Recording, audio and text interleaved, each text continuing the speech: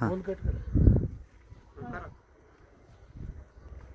वेळात दौडले वीर मराठे साथ प्रतापराव गुजर भोसरे गाव त्या ठिकाणी आज आम्ही इथं आलेलो आहोत। सगळे हे इतिहासाचे प्राध्यापक आहेत। इतिहास शिकवताना त्या जागेला जावं आणि मग शिकावा हे या लोकांनी सिद्ध केलेलं आहे। बोला मॅडम। सातारा इतिहास संशोधन मंडळाच्या अधिवेशनाकरता जाताना आम्ही आज या खटाव तालुक्यातील भोसरे गावी आलेलो आहोत। सरसेनापती शिवाजी महाराजांचे तिसरे होते। तर हे प्रतापराव गुजर शौर्य, मुत्सद्देगिरी आणि कर्तृत्व यांच्या जोरावर त्यांनी अनेक लढायांमध्ये मराठ्यांना यश मिळवून दिलं।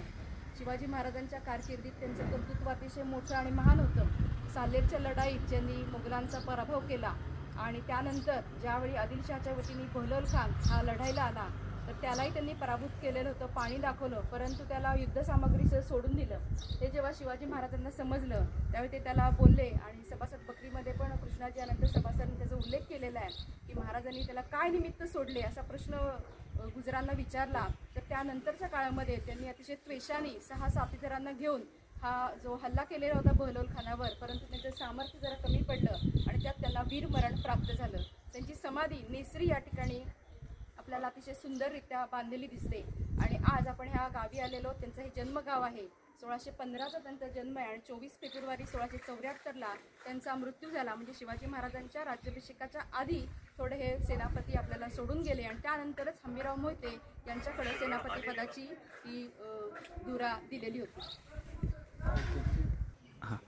या भोसरे गावामध्ये आज सेनापती प्रतापराव गुजर यांची 13वी, 14वी आणि 15वी पिढी आमच्या समवेत आहे।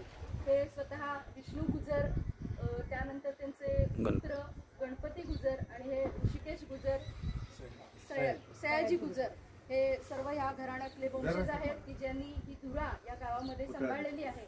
आणि या ठिकाणी यांचं जे स्मारक आहे हे 2014 साली महाशिवरात्री दिवशी संकल्पना दत्ताजी नलवडे इतिहास संशोधक यांच्या सौजन्याने सरसेनापती प्रतापराव गुजर यांचं स्मारक आपल्याला या गावी दिसत आहे।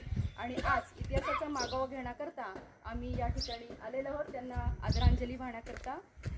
नमस्कार।